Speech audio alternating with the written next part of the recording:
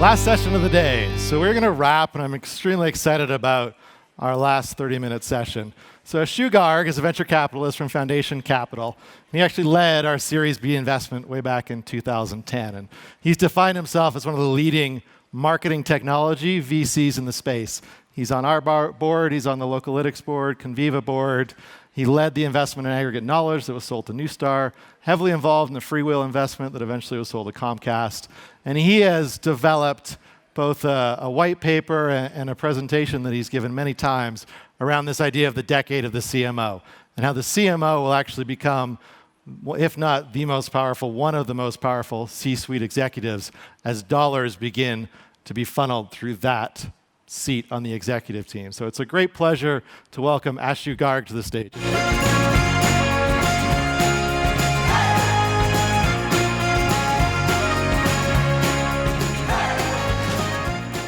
Thank you, Keith. Hey. So thank you for joining me today. I guess by now you've had lots of time and you're all up to your ears in programmatic, optimization, attribution.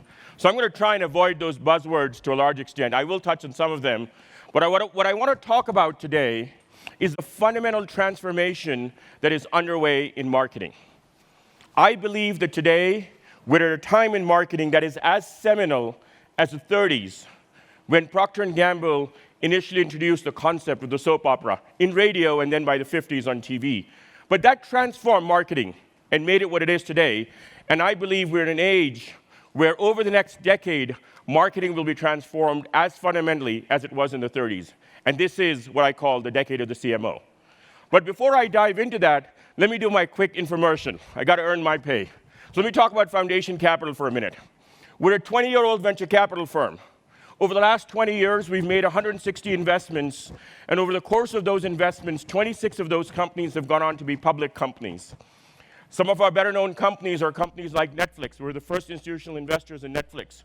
More recently, Responses, Lending Club, TubeU, and others. And so we have a broad portfolio. But within that portfolio, a big part of what we do is marketing technology. And it really started with our investment in Netflix, where we saw that more than half of their engineering resources were being devoted to building marketing technologies. And that insight led to our investment in Responses.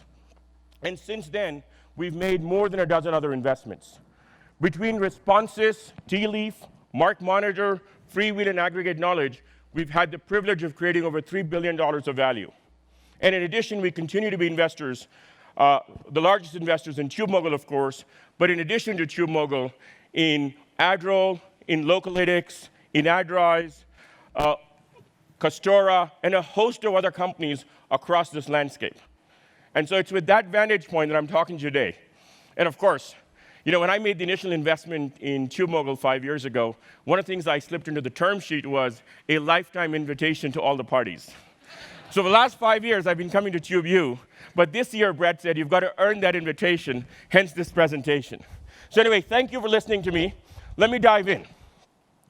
If you look at the history of technology and the history of IT spending, every decade over the last 3 or 4 decades has been characterized by one C-level executive who's really been at the center of the stage from a CEO standpoint in terms of driving IT spending. And they've done that because they were the center of the CEO's agenda. In the 80s, that was the CFO. Companies were globalizing, they were building global systems and infrastructure, and CFOs really drove IT spending, creating the likes of Oracle and SAP. In the 90s, that was the VP of sales. In the 2000s, companies were consolidating, centralizing, going to sort of centralized platforms, and CIOs really ruled the roost. This is the decade of the CMO. Take a couple of data points. Gartner did a study a couple of years ago where they asked over 400 CEOs, what are the 5 most important technology-enabled initiatives that are going to drive your business over the course of the rest of this decade? And the top 3 out of those 5 in rank order were digital marketing, so good for all of us here today, e-commerce, and customer experience management. All 3 of those are initiatives that are traditionally the remit of the CMO and his or her organization. Gartner did another study where they asked CEOs, when you think about the cross-company digital initiatives, the cross-company, things that cut across all the functions in your company, which are the executives in your company that you look to drive those initiatives? And that's a survey that's done every year. And for many, many years, the answer was almost consistently the CIO. Last time, for the first time, CEOs across the board said, I look to the CMO as much as I do look to the CIO to drive cross-company digital initiatives. And of course, there's the often quoted statistic, and I'm sure most of you have heard it, that over the course of the next several years, CMOs and marketing organizations will spend more money on technology than CIOs and IT organizations. And so that is why I believe this is the decade of the CMO. And as a result, over the course of this decade, technology spending by CMOs will increase tenfold, creating what is going to be an over $120 billion opportunity for technology. I'm going to dive into those numbers, but before I do that, let's take a step back and talk about some of the changes in buyer behavior that are driving this tectonic shift. Each of these individual changes, and I will talk through them, is relatively obvious to folks in this audience. I think what we do, however, is we underestimate the cumulative impact of the changes in consumer behavior that are happening around us. Let me illustrate that with a couple of anecdotes.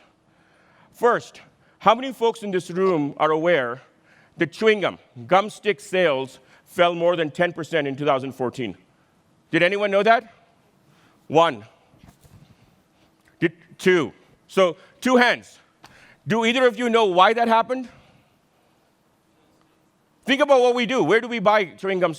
We buy it in the checkout aisles. What do we do in the checkout aisles? We look at our phones, check text as we check out. The fact that we no longer look up at the aisle when we're checking out has changed the fundamental economics of the entire chewing gum industry. A 10% decline is essentially the entire profit margin of that industry. A fabulously profitable industry is now losing money in the United States and over time in the rest of the world. So that, I think, is the tip of the iceberg. Industries as varied and diverse as steel and commodities and oil and gas will all be transformed by the impact of digital, and in particular by the impact of mobile. I'll take another example. How many folks in this room know that Variety magazine had recently done a survey that asked US teenagers, so this is a US statistic, US teenagers, who are the most influential figures in their lives? So they asked them, who are the 5 celebrities in your life? Does anyone have an idea what number 1 was? Any guesses? Which one? Smosh, actually. So of the top 5, all 5, first of all, were YouTube stars. Number 1 was Smosh. I have to admit, I'd never heard of them. It's a YouTube duo. It's 2 young guys. That's a comedy group. Number 2 was Fine Bro. And number 3 was this Swedish gamer who's now turned comedian. So think about it. In just literally the last 5 years, stars like Brad Pitt or Angelina Jolie or whoever I took for granted as sort of the celebrities in my life are no longer even on the list of the most important people for teenagers. Similarly, if you ask millennials, and there are surveys to this effect, like what are the top 5 sources of video content for them? Who do they look to? The names aren't NBC or CBS or ABC. They're Apple, they're Samsung. Some of the content is the same. So it's not like all the content has gone out of style. But when they associate brands with that content, they associate Apple or Samsung with that content and not ABC and NBC. So fundamentally, consumer behavior is changing. So let me dive into that in a little more detail and talk about 4 specific aspects of this change in behavior. The first is the change in how we all consume media. The consumption of the choices that we have as individual consumers have exploded, both in terms of the media channels and also in terms of the number of devices. 10 years ago, I watched TV, I listened to the radio. Today, we all, we think of YouTube, Netflix, Hulu, the list goes on and on. For music, it's Spotify, Pandora, and again, the list goes on and on. Brett earlier today talked about fragmentation of video. There's been more fragmentation in the last 3 years than there was in the prior 3 decades. If you look at the consumption of video content by millennials, 60% of video content today, this isn't a forecast, 60% of video content by millennials in the US happens online or on demand. By the end of this decade, 40% of all video content across all demographics globally will happen online. In addition, 80% of the time when consumers are watching TV, this is 80% of the time when they watch linear TV, they're doing so with a second device in their hands, whether it's a PC or a laptop or a phone or whatever the case may be. So media choices have exploded. The second change is in how we as consumers talk to brands and expect them to talk to us. 10 years ago, if I had a problem with United Airlines, and I have one pretty often, if I had a problem with United Airlines, what would I do? I'd call 1-800 United Airlines, stay on hold. If I really got pissed, I might write a letter. I might complain to some government regulator. Today, what do we all do? Just think about what you do as an individual. We tweet, we blog, we post on Facebook, and every now and then a consumer strikes it big and creates a tweet storm. The playing field has changed. All of us as consumers have an outsized voice in the conversation, and brands are still trying to figure out how to react to that. The third major change is the change in the expectations that we as consumers have of our brands. So as Keith mentioned, I'm a venture capitalist. Part of the job is a lot of stress, and so I lose a lot of hair. And so a few years ago, I started to use Rogaine. When I first started to use Rogaine, I did it for vanity. I did it because the brand promise that Rogaine had was it would help me keep my beautiful head of hair, or so I thought. Today, when consumers use Rogaine, in addition to that emotional brand promise, in addition to catering to that vanity, Rogaine cites examples of how they have clinical evidence that it demonstrates hair growth. They focus on the research, not on the vanity. Guinness beer, it's been around for over 75 years. Guinness beer, over the course of 75 years, has had a very consistent brand promise. Their brand promise is, it's good for you. And for most of these 75 years, it's good for you in social settings, it brings people together and so on. But for the last decade or so, Guinness beer has spent countless millions of dollars getting research done to demonstrate that drinking more Guinness beer reduces heart attacks. So those of you with heart problems, if you have high cholesterol, Guinness beer is the way to go. Drinking more Guinness beer reduces risk of stroke. So think about how that change in behavior, not just by Guinness, but by brands across the board, reflects the fact that consumers want evidence in addition to appealing to their aspirations. The last change is the change in the process through which we all as consumers make purchase decisions. 10 years ago, if I wanted to buy a car, I bought an Audi recently, so I'll use that as an example. If I wanted to buy an Audi 10 years ago, I would have probably started by being influenced by some sort of TV commercial. I would have probably been reading my newspaper, found an advertisement by a dealer, probably gone for a test drive. And Kelly's Blue Book and other sites existed, so at some point I would have gone online, but much further along in the process. And eventually I would have gone back to a dealer to buy the car. Well, I bought a car a few weeks ago, and what did I do? I started my process in Quora. I posted a question in Quora asking everyone actually, which car should I buy? Here's what I'm looking for. I got a couple of choices, and I then posted a question on Facebook to get more information from my friends. I then went online, did check out a couple of sites, and I finally ended up buying the car on an online marketplace called bp.com. At no point in the process did Audi or any of its dealers ever have a chance to engage with me as a consumer. That is increasingly the reality of consumers and brands today. In fact, research suggests that more than 50% of all purchase decisions are made by consumers prior to any direct engagement with the brand. And this is any engagement online, offline, or across any channel whatsoever. So that's the new consumer reality. Those are the changes in consumer behavior that are driving the transformation of marketing.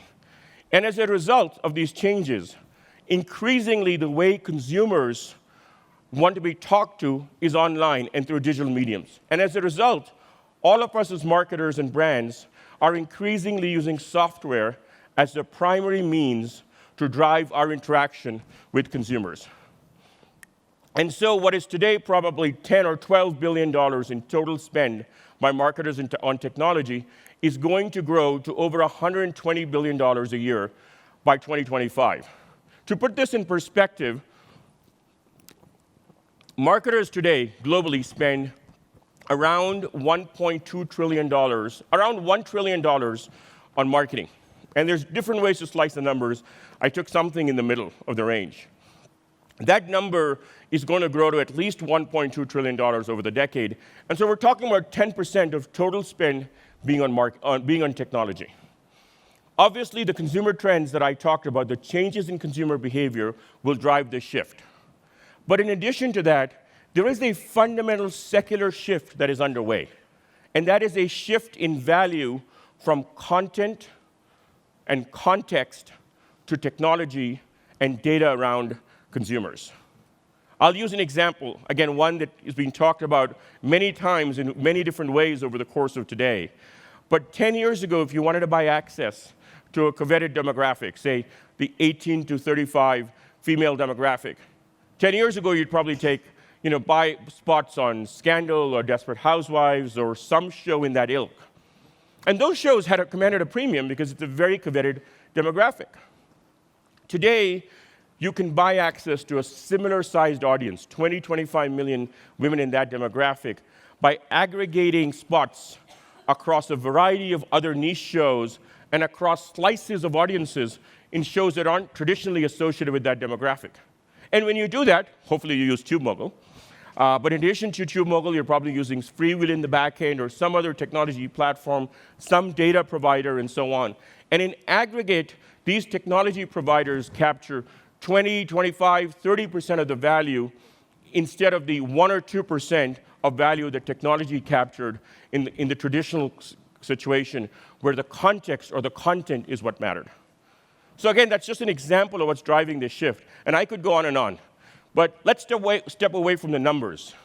The more interesting question, I think, for all of us is, given this secular transformation, given what is going on in marketing, where should we as marketers, where should we as entrepreneurs in the community, where should we as marketing service providers really focus our time and energy? What are the pillars from a technology standpoint of this transformation?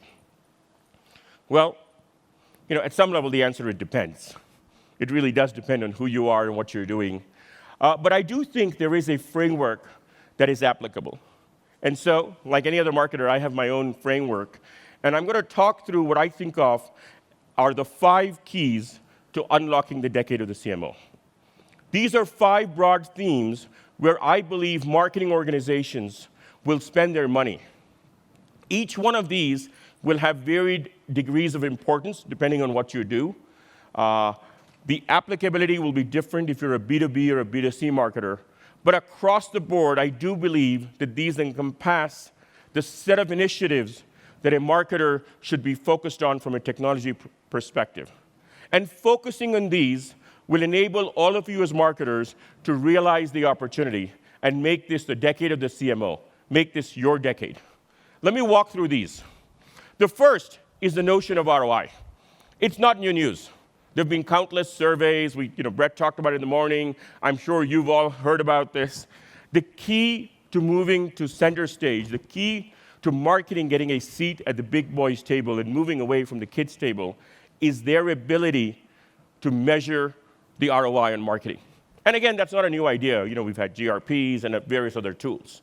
I think what's changing is the expectation that as marketers, we can link marketing investment, not marketing spend, marketing investment to business impact of those initiatives. We can begin to talk about how every dollar we spend can, in a channel or in a particular creative or in a particular format, can then be traced back to some business impact for the organization. And then increasingly over time, the expectation will be that we can begin to predict the impact of marketing investments. So that just like we manage sales resources and we say, hey, let's go hire more salespeople this quarter, so 2 quarters from now we can have more revenue, we can begin to really tweak and modify marketing spend in line with business expectations. This is obviously a huge opportunity, but coming with it is a lot of challenges. It's a very hard problem. In particular, as all of us know, more than 80% of all consumer purchases still happen offline. They happen at some physical store within 20, 25 miles of where we live. And so if I, as a consumer, want to buy a pair of Nike shoes, I probably start my journey on Google. I probably see a video on YouTube. I see then an ad on Facebook. I may go to Quora or somewhere else to ask a set of questions. But eventually, more often than not, I buy that pair of shoes at Payless stores or some Nike store down the street. So how do all of us as marketers really connect those pieces together? How do we connect identity across all these experiences? How do we connect the online and offline world? Well, those are real challenges. And you know, we could have sessions, in fact, entire conferences on these. I think the broader point that I would submit to you is that over the course of this decade, this will be the cornerstone of the technology investments that each one of us, each one of you will make in order to realize the opportunity. And I think as you do that, the next step is really to buy all of your media programmatically. You know, everyone here knows, we've talked ad nauseum about programmatic today. The reality is 95% plus of all media today is still bought over martinis, lunches, and nail polish parties, dare I say. That reality is going to change. Before the end of this decade, almost all media, whether it's TV or billboards or print or video, all media will be bought and sold on electronic exchanges akin to stock exchanges. And there are challenges that need to be addressed. There are challenges around transparency. I mean, all of us as marketers want to, and I started my career at Unilever. Like, God forbid that one of my ads would show up next to some story about ISIS or some other story.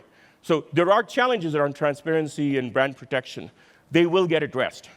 There are challenges around the fact that today most programmatic media buying is in the form of spot buys, and most marketing dollars are actually committed well in advance, months, sometimes years in advance. And so the ability to buy futures and forward contracts is integral to the shift to programmatic. But that will get solved. And I think there are challenges around skills and expertise. But again, over the course of this decade, I believe that will all change. Now, I see that, there's definitely some skepticism in the room. And for good reason. Programmatic has been hyped for years. And if you had asked me the question 3 or 4 years ago, I would have said programmatic would be a third of all media spend today, not the 5 or 7% it is. But to those of you who are skeptical, I want to quote one of my favorite quotes from Bill Gates. Is something, and he said this 15 years ago, so it's a very old quote, that in the short term, over the course of 2 or 3 years, we all underestimate the impact of technology and the change it brings to our lives. We all overestimate that change in the short term, and we're always wrong on that. But however, over the course of a decade, almost all of us, all the time, underestimate the impact of technology and the change it will bring. And if you look back in any given decade, technology has always brought more change at the end of that decade than we could have envisaged at the beginning of this. And so by 2025, I do think all media will be bought programmatically. And so don't let the current challenges lull you into inaction. Seize the opportunity, because those who do, I think, will lead forward. I think the third major theme, and one that is very fundamental, I think, is the notion that increasingly marketers are becoming publishers.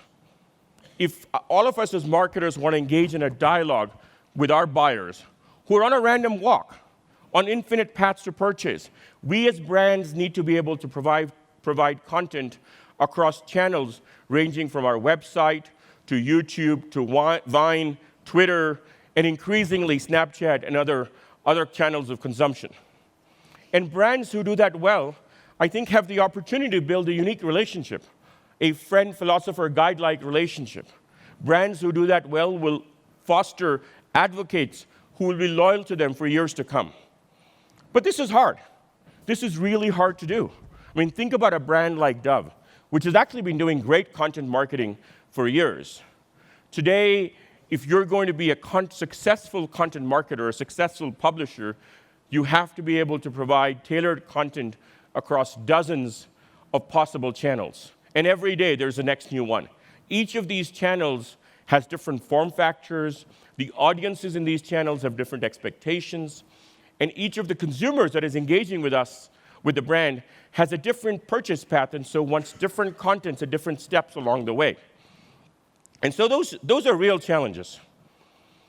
In addition, organizationally, if you are going to embrace the notion of becoming a publisher, you've got to turn the organization upside down. At the center of the marketing organization, you have to create a newsroom, because that's the heart of marketing. You've got to create a newsroom very much the same way that Wall Street Journal has a newsroom. And then you've got to surround that newsroom with marketing teams that drive individual channels. Because the newsroom can't, they can create content, but they can't drive audience. And so you've got to find a way to surround that newsroom with folks who can drive different marketing channels. And that is an organizational structure that is very different from the way we think about marketing today.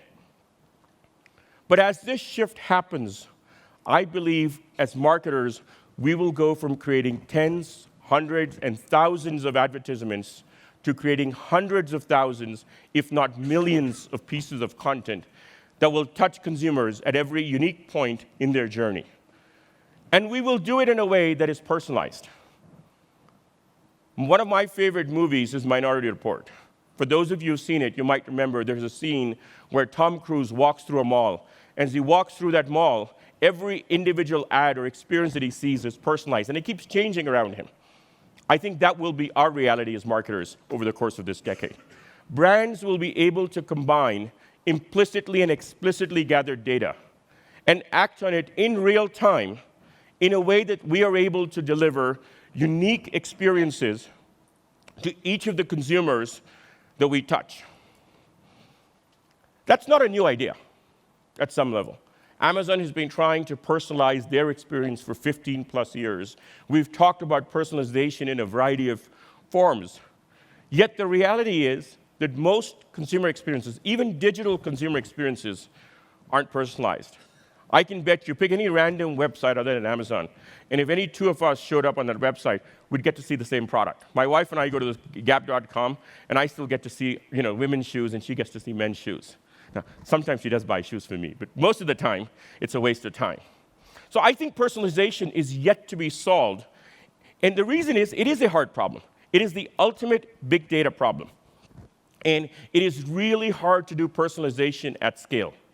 But the technology is now increasingly available, and I think the issues around data and the issues around PII are increasingly getting resolved.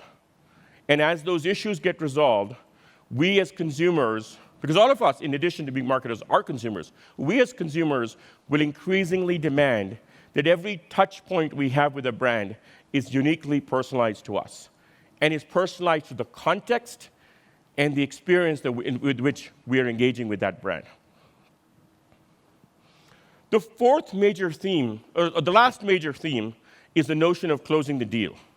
I believe that increasingly marketing will evolve from being focused on demand generation to truly driving revenue and growth all the way through to the bottom of the funnel. For many years, over the last 5 years, we've all experienced the freemium model of software. I suspect most of us have used Box or Dropbox or some other product like that. And if we think about what they do, we as consumers start to use the product. And months, sometimes, several months into our adoption cycle, we then bring it into work. And at some point, someone in the organization, IT or some line of business owner, gets a phone call from some sales rep at Box saying, hey, you have 1,000 users using Box. It's high time you started paying for it if you want to know what they do with it. We assume that that's the case in software. Why shouldn't that happen, or some version of that happen, for all products? I believe over time, sales as a function will become increasingly obsolete. So, all the TubeU sales folks, it's still a few years away, but it will happen. Customers will actually buy software on their own, TubeU software too. But I think across categories, software will play a role in that marketing will increasingly drive the process all the way to a transaction instead of handing over the baton to sales to close the deal. And as that happens, I think the role of marketing will change. I think marketing will increasingly encompass more and more of what we believe to be sales today. Now, doing that is hard. It's easy to talk about freemium software. It's a self-service experience, it's a unique product category, and I'm sure many of you are thinking, how do we do that for, CPG? How do we get people to buy, soap or toothpaste online? It's not necessarily how they, no one thinks they're going to png.com. How do you think about buying a variety of other products in a self-service way? I think that will happen, and I think that will happen as the challenges around data, around information, around privacy, around the fact that we can surface the relevant insights at the right time. As those issues get resolved, marketing will increasingly close the deal. So those are some of the themes that I have observed as I look around at the world of marketing. I think that this is a unique time to be to be a marketer, or to be a marketing technology entrepreneur, or to be a service provider to marketers. We collectively have the opportunity to change marketing in very much the same way that Procter & Gamble changed marketing in the 30s. And those of us who do that, those of us who seize the opportunity, will increasingly have the privilege of becoming chief experience officers. Because I think corporations will increasingly look to their successful marketers as the person who bridges all of the consumer touch points across all of the silos that we think of in an organization. Today, we think of a customer support. But really, when you tweet or you respond to a tweet, is that a customer support or is that a marketing issue? I think those silos are being broken down. And marketers have the opportunity to bridge all of those silos and take the bull by its horns and become chief experience officers for their corporation. And the marketers that do that become chief experience officers, I think will earn the right to be the chief executive officers of tomorrow. And so that, I think, is the opportunity for all of you. At the same time, there's a huge opportunity to start companies. Each one of these keys, I think, will create a Salesforce-sized company. One of them is taken, so Brett's got one of these figured out. But there's 4 other keys available. So those of you who are thinking of starting a company, who have an idea, and want to build the next Salesforce, just call 1-800-ASHU Garg. Thank you very much, and have a great day. Thank you, Ashu. Are you up for seeing if there's a couple questions from the audience? Sure. Excellent. This is hard. Any questions?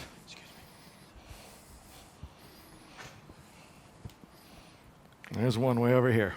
Brian? Yes. So that all being said, what is the skill set of a CMO of tomorrow? First and foremost, I believe marketing is a technical discipline. So I think, how many people in this room can code? So 10%. There is coding for dummies. So if you don't learn to code, I think you should look for a new function. I'll be blunt. I think marketing is a technical discipline today. And yes, there's creative, and yes, there's other functions, but the heart of marketing today, going forward, will be your ability to analyze and manipulate data. Will be your ability to understand, not necessarily code, I was being a little facetious to make the point, but your ability to understand technology and the power that it will unleash, I think is the core of what marketers have to do. Secondly, I think the organizational skills required to really be at the center of all these functions is becoming more and more important. Great. There's one right here. So obviously you've talked a lot about the CMO, but how do you think this sits along with the relationship with like the CIO or the CTO? Because those lines are getting much more blurred. So the relationship between the CMO and the CIO is a tense one today. And I think different organizations will find different ways to solve it. A friend of mine, a guy called Scott Brinker, whom some of you have probably read some of his stuff, he's really advocated the notion of the CMTO. The idea that within marketing, CMOs will have a chief technology officer, chief marketing technology officer that reports to them and who can speak marketing to IT and IT to marketing. I think that's a great solution, and it's one of many solutions. I also think that increasingly marketing is going to start to build data science and IT groups within marketing, like hardcore IT groups. I was talking to the CMO of JP Morgan, and she said, the most important people in my team, the people I talk to every day, is my head of technology and my chief data scientist. And I go by their desks every day, and I make sure they're happy, because if they're happy, I'm happy. And I think that's going to be a big part of how marketing is created. Great. Any other questions out there? No? Fantastic. Big round of applause for Ashu. Thank you very much.